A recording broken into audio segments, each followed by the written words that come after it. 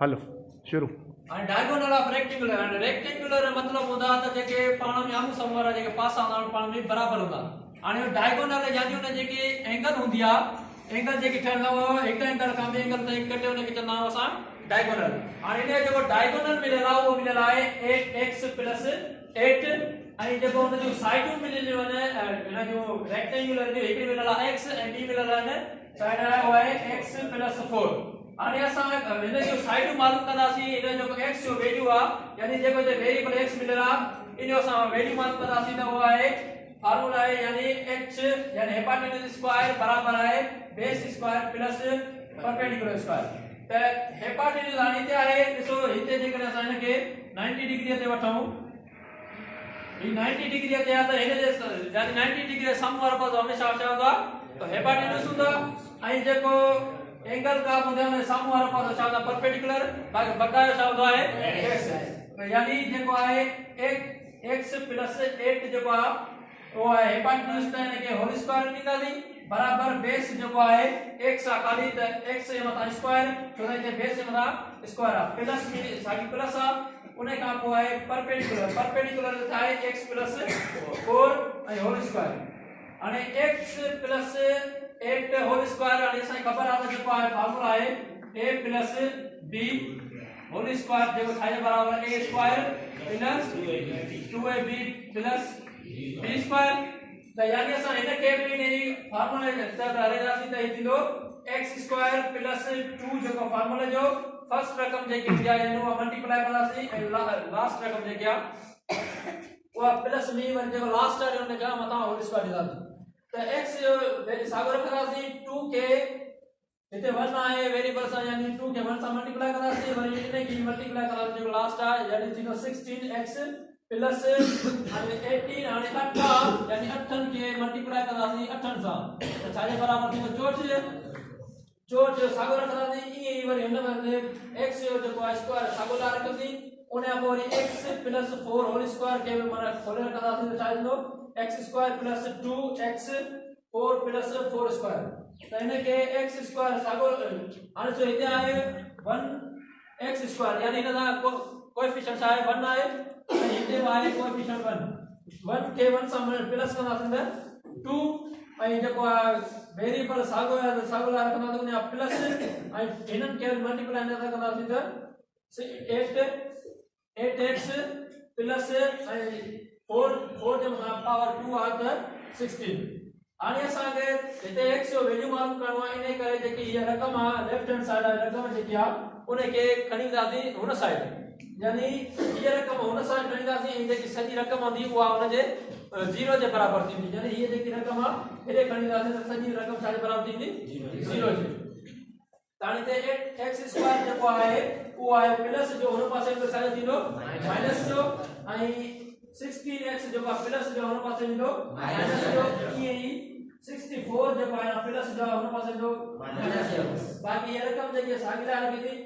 हाणे हिते आहे 2x square minus x square इन जा वेरिएबल सेम ऐं विच में माइनस निशान है यानी जेको 2x प्लस जो x स्क्वायर माइनस जो आहे त इहो बराबर थींदो x स्क्वायर जे ऐं विच में वरी 16x ऐं यहाँ जो है प्लस 8x यानी 16x माइनस जो आहे त असांखे छा बचंदो प्लस माइनस जो 8x ऐं माइनस 64 आहे ऐं प्लस जो 60 आहे त छा जे बराबर थींदो -48। हाणे हिते असांखे जेकॾहिं हिन कॉमन वठूं टे रक़मूं त नथियूं निकिरनि यानी को कॉमन नथो मिले पोइ उन असां पढ़ियासीं चैप्टर नंबर 5 में पढ़ियासीं यानी जेकॾहिं जे हिन 100 न करण खां पोइ कंदा असां ट्राई नंबर फैक्टर हाणे ट्राई नंबर फैक्टर कीअं कंदा आहियूं त जेकी पहिरीं रक़म आहे उन खे मल्टीप्लाई कंदा आहियूं लास्ट वारी रक़म सां त पोइ जेको उन जो आंसर ईंदो उन जा फैक्टर कढंदा जहिड़ा जे प्लस कयूं या माइनस कयूं उन जो आंसर जेको मिनट हूंदो आहे यानी क्या है 48 आ यानी फैक्टर जेको आहे 2 जेको आहे इनखे मल्टीप्लाई करे तो घणो आहे 6 और वरी जेकर इनखे 2 ऐं 3 भी जेको इनखे करे दो 16 दफ़ा ऐं जेको 4 आहे वो 12 दफ़ा यानी प्लस या 4 ऐं माइनस या 12 जे करे विच में रखंदासीं मिनट में त उहो असांजो 8x मिली वियो। हाणे कीअं ॾिसो त माइनस जो 12x प्लस जो 4x ॿिन्ही जा वेरिएबल ऐं पावर सेम त इन करे असां जो माइनस कंदासीं 8x जे करे मल्टीप्लाई कंदासीं त 48 मिली वियो। हाणे इन मां ॾिसो त 4 में हिकिड़ी ही थियो ऐं ही थियो। हाणे त इन मां हिन ॿिन्ही मां कॉमन ऐं हिन ॿिन्ही मां कॉमन छा वरितोसीं x त हाणे सो मते x कॉमन जो मतिलबु छा हूंदो आहे यानी डिवाइड। हाणे हिन मां x कॉमन वियो बाक़ी छा बचो x विच माइनस जी निशानी माइनस ऐं हिन मां ॾिसो 12x अब हाणे हिन मां जेकर x कॉमन वठो त बाक़ी छा बचो 12 प्लस जी निशानी प्लस हिन मां 4 कॉमन वठो त ॿिन्ही मां त हिते x बचो ऐं माइनस प्लस माइनस ऐं हिन मां वरी हिन टेबल पढ़ंदा त बराबर 12 जेको बराबर आहे 0 ते। हाणे हिते जो ॿ रक़म हिकिड़ी हीअ रक़म थी सॼी ऐं ॿियो ही थियो। हाणे हिन ॿिन्ही मां वरी वठंदासीं कॉमन। हाणे हिन ॿिन्ही मां कॉमन छा कंदो x - 12 कॉमन वठंदोसीं छो त ॿिन्ही में हिकु जहिड़ो आहे। हाणे कॉमन करणा जे हिकु जहिड़ो हुजे त x - 12 जेको आहे कॉमन वठंदोसीं बाक़ी बचो हिते बचो x ऐं प्लस 4। हाणे x प्लस 4 जेको हिते पाण में मल्टीप्लाई आहे जेको बराबर चलो 0 हाणे ही जेको आहे बराबर अलग कंदासीं 0 जे ऐं जेको ॿी रक़म अलग कंदासीं बराबर 0 जे। हाणे हिते जेको आहे 12 जेको आहे माइनस जो हुन पासे जो छा थींदो प्लस जो ऐं 4x जेको आहे हिते 4 प्लस जो आहे हुन पासे खणी ईंदासीं छा थींदो माइनस जो।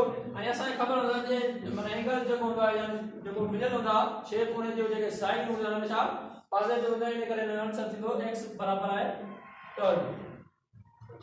Measurement always positive, negative, Mr. Siddiq? Positive. Any question? He Siddiq, Mohammed Siddiq, he Jaj High School में पंहिंजो लेक्चर ॾेई रहियो आहे मैट्रिक क्लास में। ही शागिर्द मैट्रिक क्लास सां तालुकात रखे थो।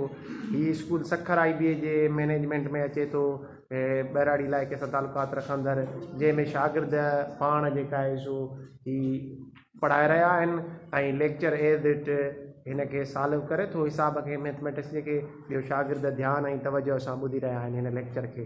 ही लेक्चर असां ऑनलाइन हलाए रहिया आहियूं ऐं जंहिंमें ही उस्ताद मोहतरम उस्ताद साहिबु साईं आसिफ़ अली भयो साहिबु जेको पाण हिते मौजूदु आहे, जंहिंमें जेका आहे सो सखर IBA यूनिवर्सिटी जे तरफ़ां ट्रेनर प्रोफेशनल डेवलपमेंट ट्रेनर मगरिब सिबकतुल्लाह बि जेको आहे सो ऑनलाइन ते मौजूदु आहिनि, जेके हिननि शागिर्द ऐं उस्तादनि खे ट्रेनिंग ॾेई रहिया आहिनि क्लास में। ऐं जेको पंहिंजूं जेका आहे सो क्लास में उस्ताद विहारे करे ऐं ट्रेनिंग वठंदा आहिनि। उस्ताद बि ऐं शागिर्द बि उन नयूं टेक्नोलॉजीअ जे हिसाब सां नयूं टेक्निक्स सिखंदा आहिनि। ऐं हीउ शागिर्द ट्रिग्नामेट्रीअ ते एप्लीकेशन ते ॻाल्हाए रहियो आहे ऐं एप्लीकेशन जो फ्लड एंड डायनामिक्स जे हिसाब सां हिकिड़ो प्रॉब्लम सॉल्व करियो आहे हिन शागिर्द। ऐं जेको हिननि शागिर्दनि खे सुठाई ऐं चिटाईअ सां हिन खे एक्सप्लेन करे रहियो आहे। हाणे अचो त शागिर्दनि सां ॻाल्हि ॿोल कयूं जेके हिन जे क्लास में वेठा आहिनि। बाबा तव्हांजो नालो छा आहे? बाबर अली। अच्छा बाबर अली, तव्हां क्लास कहिड़े में था पढ़ो?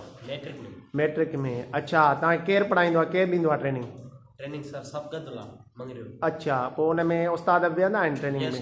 अच्छा, पोइ उन में ट्रेनिंग में तव्हां छा सिखंदा आहियो बाबा? जेको साईं टॉपिक हूंदा आहिनि या ट्रिग्नामेट्री ते सिखूं था। अच्छा, डिफिकल्ट टॉपिक्स तव्हां हिते सिखंदा आहियो? यस सर। अच्छा, पोइ लैंग्वेज सिखंदा आहियो हिन में? यस सर। अच्छा, लैंग्वेज ऐं कंपोजिशन मैथमेटिक्स जी? यस। अच्छा, भला एप्लीकेशन यूज़ेज बि? अच्छा, मॉडलिंग वग़ैरह बि तव्हां हिन में सिखंदा आहियो? अच्छा अच्छा, हलो। ऐं हिन शागिर्द जे बारे में तव्हां छा चवंदव? माशाल्लाह सुठो पढ़ायो। हा, लेक्चर सुठो। अच्छा अच्छा, लेक्चर माना हिन शागिर्द जो ॾाढो सुठो।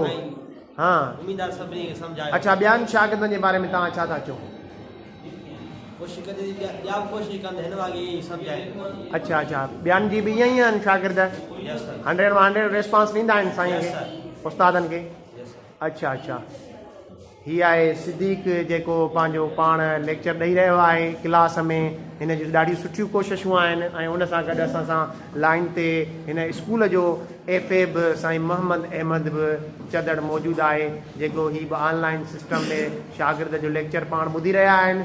ऐं उन लेक्चर में पाण साईं खां अचो त हाल अहिवाल कयूं।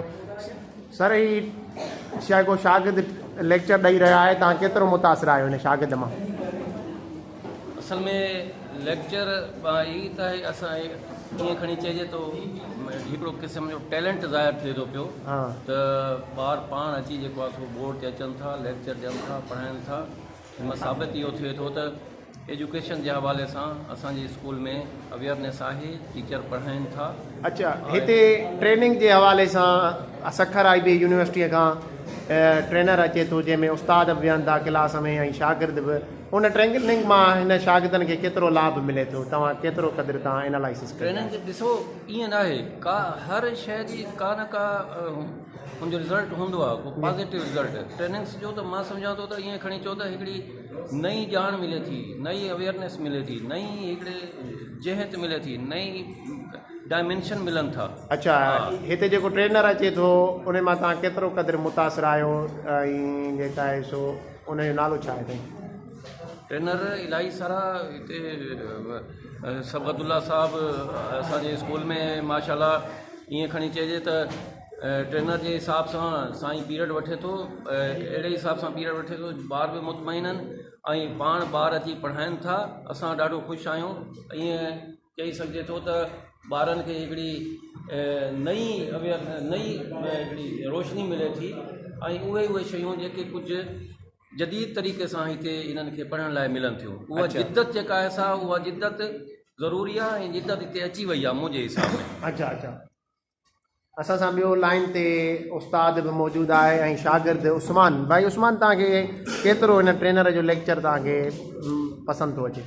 सर, हमें आपका जो ये लेक्चर है 100% अच्छा लगा है। आप जो पढ़ाते हैं उससे हमें बहुत चीज़ें, बहुत ज़्यादा नॉलेज मिलती है और हमारे अंदर एक किस्म का जज्बा पैदा होता है कि हमें एक एजुकेशन जो है वो एक ऐसी इंसान के लिए क्वालिफाई है जो इंसान को सीखनी चाहिए। इंसान तालीम के बगैर अधूरा है। आप हिन में तव्हां एप्लीकेशन ऐं लैंग्वेज बि सिखो था मैथमेटिक्स में? जी बहुत कुछ सीख रहे हैं, हमें एप्लीकेशन लैंग्वेज भी सीख रहे हैं इसके अंदर हम। अच्छा, हिन ते पोइ मॉडलिंग वग़ैरह ठाहियो था तव्हां? जी सर। अच्छा अच्छा, ॾाढो तव्हां सां गॾु लाइन ते उस्ताद बि हिन स्कूल जो जेको मैथमेटिक्स पढ़ाए रहियो आहे उहो बि पाण मौजूदु आहे ऐं हिन ट्रेनिंग में वेहंदो आहे साईं अल्लाह ॾिनू साहिबु ऐं साईं मोहम्मद आसिफ़ ऐं ॿियो साईं जेका आहे सो गुलाम मोहम्मद मंगीरो साहिबु ऐं मोहम्मद अहमद ऐं ॿिया केतिरा ई हिते उस्ताद हिन ट्रेनिंग में हिसो वठंदा आहिनि ऐं उन गॾु टीचर सां अॼु ही फर्दर क्लास कयो अथऊं। हिन में डबल क्लास हूंदा आहिनि, AB काउंट करे ऐं जेका आहे सो क्लास खे असां हलाईंदा आहियूं।